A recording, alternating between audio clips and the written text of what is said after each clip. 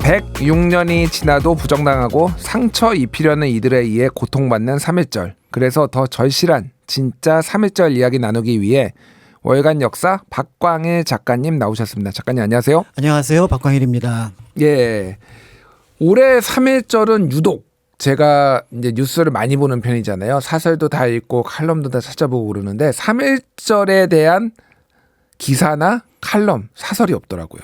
네, 아무래도 다른 때보다 조금 덜 한 것 같고 지금 현재 정치 상황이 좀 급박하게 돌아가다 보니까 어떻게 보면은 좀 적은 부분도 있는 것 같고 또 한편으로는 3.1절을 기해서 3.1절을 기념하는 모임보다는 뭔가 정치적인 목적을 가진 사람들의 집회가 조금 더 규모가 크다 보니까 예. 그래서 거기에 좀 관심이 집중된 것이 아닐까라고 생각이 들었습니다. 예, 말씀하신 대로 이제 3.1절에 탄핵 반대, 탄핵 찬성 집회가 곳곳에서 열렸고 그러다 보니까 그 인파, 그 의미 뭐 이런 것들 정치적 여파에 좀 관심을 많이 가졌는데 그래도 우리가 할 일은 해야 되잖아요. 그렇습니다. 그래서 저희가 또 작가님을 모시고 3.1절이 국가 기념일이 되고 헌법 전문에 들어간 데는 다 이유가 있잖아요. 그거를. 그렇습니다. 예. 크게 이제 두 가지 정도를 생각할 수 있을 것 같은데요. 역사 사건은 한번 그때 일어난 것만으로도 큰 영향을 끼치기도 하지만 그 일어났다는 기억만으로도 후대 역사에 굉장히 큰 영향을 끼칩니다.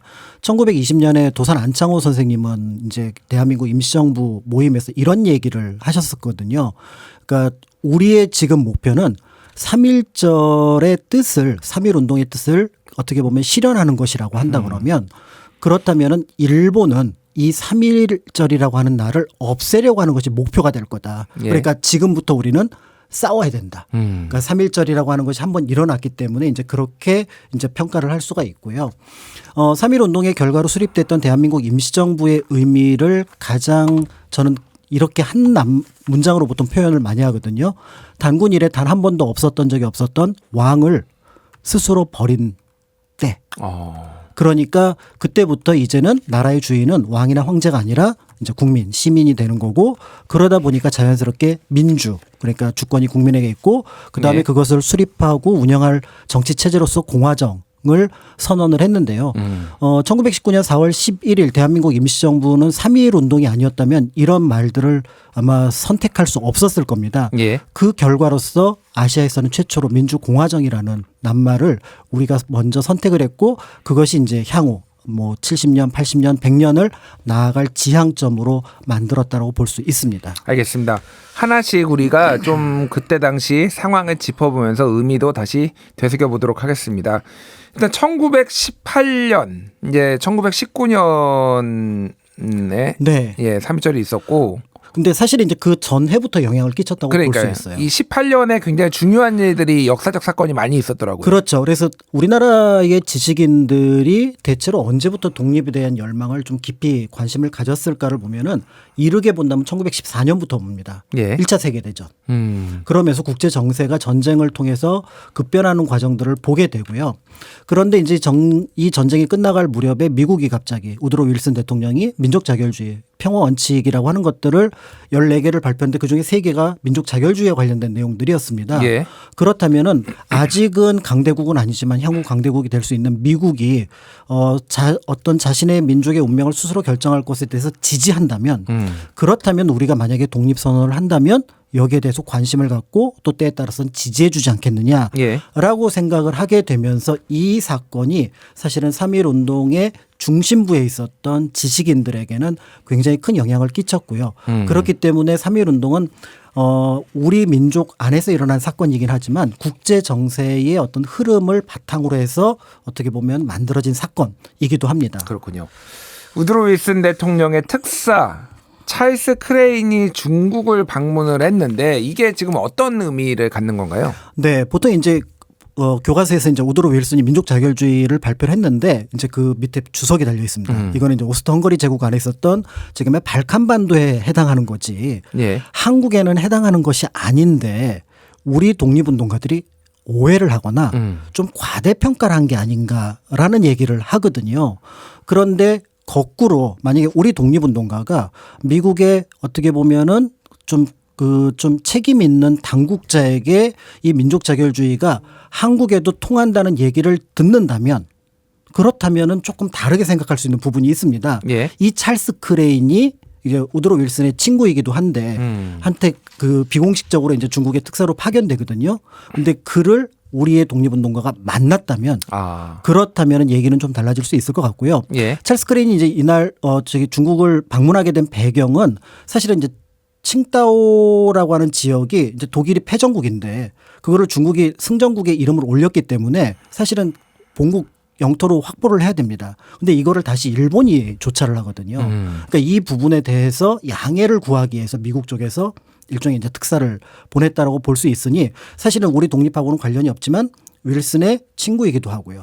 또 특사이기도 하다면 그렇다면 책임 있는 당국자라고 볼 수 있지 않을까.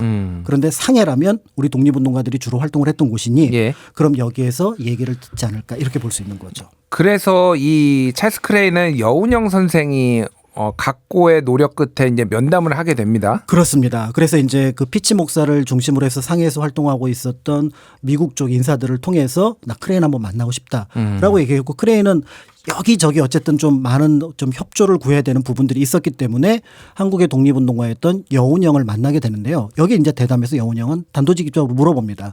우리가 독립을 선언하면은 민족 자결주의에 따라서 미국 역시 지지해 줄 수 있겠느냐라고 물어보는데 찰스 크레인은 결과적으로는 립 서비스였지만 당시 면담에서는 우리는 지지할 수 있다. 라고 발표를 하게 되는 거고요. 예. 그렇다면 이제 그 파리에서 강화회의가 열리고 있으니까 그러면 이제 여운형 선생 생각으로는 파리 강화회의에 우리의 독립을 어떻게 보면은 주장할 수 있는 대표단을 보내자라고 해서 급거 조직 하나를 만듭니다. 그게 이제 신한청년단 또는 신한청년당이라고 하는 곳인데 예. 김규식 선생을 대표로 해서 이제 그 대표단으로 보내면서 우리가 알고 있는 3.1 운동의 중요한 어떤 시작점이 여기서 만들어지게 되는 거죠. 그렇군요. 역사 교과서에 나왔던 이름들이 다 나오네. 김규식, 여운형. 그렇습니다. 중도 좌파와 중도 우파의 연합이네요. 그러니까. 그렇습니다. 그런데 이제 김규식 선생이 사실은 그 파리 강화회에 가서 어떤 의미에서는 열강들과 직접 만나지는 못했었잖아요. 근데 열강들하고 만난다고 하더라도 문제가 있습니다. 바로 한국민이 스스로 독립을 원한다라는 증거를 가져가야 되거든요. 그런데 그거를 만들어갈 방법이 없습니다. 예. 일제는 우리가 알고 있는 한일 병합조약도 이른바 합법적인 조약 형식으로 만들어서 가져갔고요. 무엇보다도 일진회를 중심으로 했던 친일파들을 중심으로 해서 합병 청구안을 조선 사람들 수십만 장을 받아놓은 상황이에요. 그렇다면 그 수십만 장을 넘어설 수 있는 독립에 대한 의지를 표현하는 한국인의 모습이 필요하잖아요. 예. 그러니까 이제 그러려면은 우리나라에 대대적인 어떻게 보면 독립에 대한 시위가 필요하다. 이렇게 하면서 이제 그 움직임을 국내 쪽에도 보내고 또 이제 학생들을 통해서도 그 내용을 이제 알려달라라고 얘기를 하는 과정 속에서 이제 만세 운동의 여러 모습들이 이제 곳곳에서 일어나게 되는 거죠. 그렇죠. 가장 먼저 움직인 것이 도쿄에 있는 한인 학생들이었다면서요? 그렇습니다. 이게 도쿄에 있는 학생들 같은 경우는 이미 미국, 영국의 어떤 흐름들을 보고 있었고요. 사실은 우리를 침략한 나라이긴 하지만 도쿄나 그 근처 예를 들어서 오사카, 고베 이런 데에서는 사실은 열강들의 어떤 언론들이 굉장히 많이 활동을 하고 있었거든요. 그러니까 이들 언론들을 대상으로 해서 우리가 독립운동에 대한 얘기들을 한다면 들어주지 않을까라는 생각을 하게 되면서 또 학생들은 가볍잖아요. 예. 그러니까 몸이 가벼우니까 한 600명 정도가 이제 그 조선인 그 기독교 청년회관 그러니까 조선 YMC 회관에 모여가지고 우리가 알고 있는 28 독립선언을 준비를 하게 되는데요. 이 28 독립선언을 준비하는 과정에서 물론 최팔룡이라고 하는 분이 중심이 되지만 한 10명, 11명 정도의 집행위원이 있습니다. 그 중에 한 명이었던 송계백이라고 하는 선생님이 그 1월 말에 한국으로 들어옵니다. 근데 들어올 때, 그 모자, 이제 교복을 입고 모자를 쓰는데 모자챙 안에다가 예. 28 독립선언서를 넣어갖고 와요. 이거를 이제 서울에 있는 유력 인사한테 던져줍니다. 그러니까 이제 서울에서도 사실은 1월 21일 날 고종 황제가 승하하면서 뭔가 분위기가 웅성웅성하고 있었거든요. 그런데 또 민족 자결주의도 있다지 이런 어떤 내용들이 있는 상황에서 송계백 선생이 가져왔던 독립선언서가 전해지니까 빠르게 움직이기 시작해서 그러니까 1월 하순부터 2월 달까지 한 달 사이에 3.1 운동이 급하게 기획되고 실행에 옮겨지게 되는 거니까 이제 그런 면에서 볼 때 28 독립선언은 3.1 운동을 사실은 일으켰던 촉매제 역할을 했다라고 볼 수가 있습니다. 그렇군요. 그래서 이제 이런 흐름이 이제 손병희 선생에게 전달이 되고 손병희 선생이 이제 3.1 운동을 좀 기획했다 이런 얘기들이 많이 있잖아요. 그렇습니다. 예, 이게 근데 어떻게 보안 유지가 됐는지 참 궁금해요. 사실 이 정도면은 일본 경찰들이 가만두지 않았을 것 같은데요. 그러니까 3.1 운동에 대해서 이제 보통 뭐 이렇게 제가 다른 방송 같은 데 나가서 뭐 기적 없어요. 뭐 그러니까 좀 신기한 얘기 없어요. 그런데 저는 3.1 운동이 3월 1일에 진행된 게 너무 기적과 같은 일인 거예요. 전혀 몰랐어요. 그러니까 나중에 다시 말씀드릴 기회가 있을지 모르지만 3월 1일 당시에 일본 총독이었던 하세가와는 도쿄에 있었습니다. 예. 그러니까 서울의 움직임을 전혀 파악하지 못했었고 총독이 일본에 있으니까 서울에서 시위대나 아니면 민족대표의 움직임을 빠르게 대응을 못했습니다. 이제 그런 부분이 있을 정도로 그 일본 쪽에서는 몰랐다고 할 수 있는데 앞에서 말씀드렸던 것처럼 이제 송계백 선생이 이제 그 독립선언서를 가지고 왔는데 그게 현상윤, 송진우 그다음에 더 나아가서 이제 뭐 권동진, 오세창 이런 인물에게 전달이 됩니다. 예. 그런데 그 전달되는 과정 속에서 누구도 이 거대한 어떤 움직임을 준비할 수 있는 힘은 없었어요. 그럴 때 이제 그 문서가 이제 손병희 선생한테 가게 되는데 참고로 이제 당시 천도 교인의 규모가 한 200만에서 300만. 그다음에 이제 크리스천이 뭐 30만에서 40만 예. 얘기할 때였거든요. 천도교가 엄청 컸네요. 규모가 엄청 컸습니다. 예. 그러니까 그만큼 예산도 많았고 조직도 곳곳에 있었다라고 볼 수가 있는데 그러면서 이제 손병희 선생이 사실은 이와 관련돼서 좀 수소문을 했습니다. 그래서 이런 거창한 시위에는 누군가 대표로 나서야 되는데 그 대표를 수소문하는데 모두 실패합니다. 박영효, 김윤식 이런 사람들이 모두 실패하거든요. 그러면서 이제 천도교가 직접 나서기로 하게 됐는데 개인적으로는 이 움직임은 굉장히 좀 위험했다라고 봅니다. 왜냐하면 1894년에 동학혁명 당시에 이것 때문에 동학이라는 이름으로 굉장히 많은 사람들이 죽었거든요. 예. 그런데 1919년에 다시 만세운동의 중심에 선다? 이거는 굉장한 용기가 아니면 할 수 없는 것인데 그런데 여기에 이제 손병희 선생이 몇 가지 원칙을 덧붙입니다. 이거는 우리만 해서는 안 된다. 그러니까 우리라고 하는 건 천도교만 해서는 예. 안 되고 다른 종단도 같이 참여를 해야 된다라고 해서 기독교, 불교, 유교랑 접촉을 하는데 널리 알려진 것처럼 이제 기독교, 불교가 동참을 하게 되는 거죠. 그렇군요. 그래서 이제 독립선언서를 작성을 하잖아요. 네. 거기에 이제 명단들을 보면은 우리가 아는 유명한 분인데 그 명단은 어떻게 거기에 들어가게 된 건가요? 앞에서 말씀드렸던 각 종단의 이제 대표라고 볼 수가 있는데요. 사실은 당시는 기독교, 개신교라고 하더라도 감리교단하고 장로교단이 따로 움직였거든요. 예. 그러니까 이제 천도교 15명, 그다음에 장로, 감리교 합쳐서 16명, 그다음에 이제 불교 2명 이렇게 되어 있고 독립선언서를 앞에 보면은 네 교단, 그러니까 천도교, 그다음에 장로교, 감리교, 그다음에 불교를 대표하는 길선주, 이필주, 그다음에 그 한용운 맨 앞에는 손병희 선생 이렇게 하고 그다음에 가나다 순으로 들어가 있습니다. 근데 약간의 에피소드도 있죠. 이제 사실은 이름을 먼저 올리고 싶어 하는 분들이 좀 있었나 봐요. 예. 가나다 순 말고. 그랬더니 이제 한용운 선생이 그런 얘기를 했죠. 이 이름 순서는 죽는 순서다.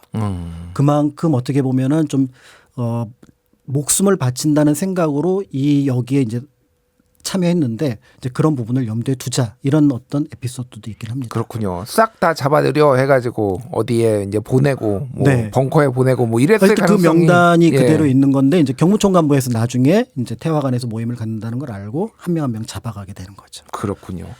그러니까 이렇게 해서 이제 3.1 운동이 시작이 됐는데 우리가 뭐 3.1 운동 교과서에서도 많이 보고 했지만은 이게 어떻게 이렇게 빠르게 전국적으로 확산이 됐는지 그건 좀 궁금해요. 사실 이제 어쨌든 비밀리한 거니까 그렇습니다. 아는 분은 알았겠지만은 그게 좀 경성을 중심으로 조금 소수였을 거 아니에요, 처음에는. 네. 일단 3월 1일 날 만세운동이 벌어진 도시는 서울을 포함해서 7개입니다. 그래서 의주, 선천, 그다음에 원산, 평양 이런 도시들이 있었고 시간만 놓고 보면 평양이 서울보다 2시간 빨랐습니다. 전국 최초인데 그게 가능했던 이유는 2월 28일 하루 동안 독립선언서 2만 1,000매가 천도교하고 기독교 교단의 조직을 통하고 경부선, 경의선을 통해서 경원선까지 이게 퍼져나갑니다. 예. 그러니까 이 조직 안에서는 만세운동을 할 수 있게 빠르게 움직였다고 볼 수 있을 것 같고요.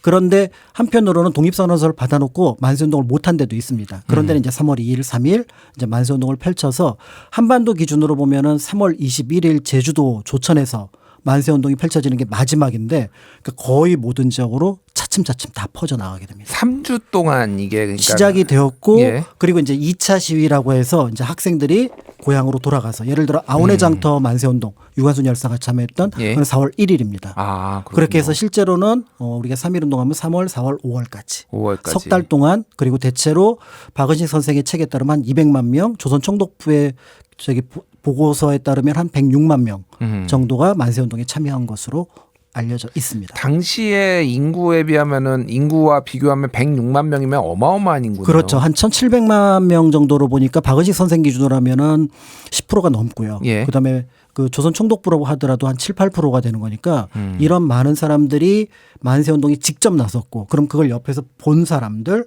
어떻게 보면 그걸 들은 사람들까지 하면은 당대 한국인 또 한반도에 있었던 일본인이라면은 1919년 3월 1일을 누구도 기억하지 못할 수 없는 그런 날이었다고 볼 수 있습니다. 그렇군요. 이 정도로 이제 대규모로 많은 국민들이 참여를 하다 보니까 외국에서도 당연히 관심을 가질 수밖에 없고 이게 다른 나라 주요 국가들에다 전파가 된 거잖아요. 그렇습니다. 그래서 이제 우리나라에서는 뭐 이제 여러 사람들 특히 이제 뭐 그 주요 통신사에서 우리나라 독립선언서를 이제 널리 바깥으로 보내게 되거든요.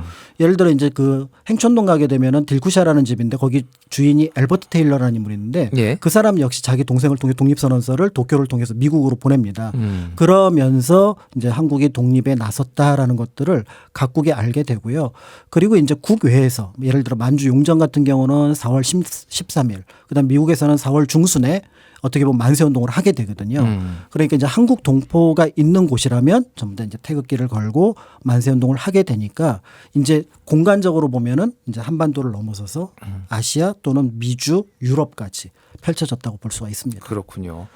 이게 그래서 전 세계에 또 이제 민족 자결주의 이제 우드로 윌슨 말씀도 하셨지만은 어떤 독립운동이나 어떤 활동들에 많이 영향을 미쳤다. 근데 중국의 오사 운동에도 굉장히 영향을 주고 뭐 인도에도 영향을 줬고 그런 역사적인 좀 평가가 있더라고요. 그렇죠. 다른 나라의 그 그러니까 이런 어떤 독립운동에도 영향을 끼쳤다라고 알려져 있는데 당대에는 생각보다는 많이 알려지진 않았던 것 같아요. 그렇지만 이제 시간이 지나면서 특히 지식인들 중심으로, 그러니까 중국의 지식인들, 영국의 지식인들을 중심으로 한국에서 이런 운동이 있다라고 하면서 거기서도 이제 오사운동이라든지 그다음 비폭력 무저항 운동이라든지 이런 것들이 일어나게 됐는데 한편으로는 한국의 이제 3.1 운동에 대해서 좀 비판적인 시선으로 가지면 아니 비폭력이고 무저항이고 그럼 그게 무슨 독립운동이 되겠어?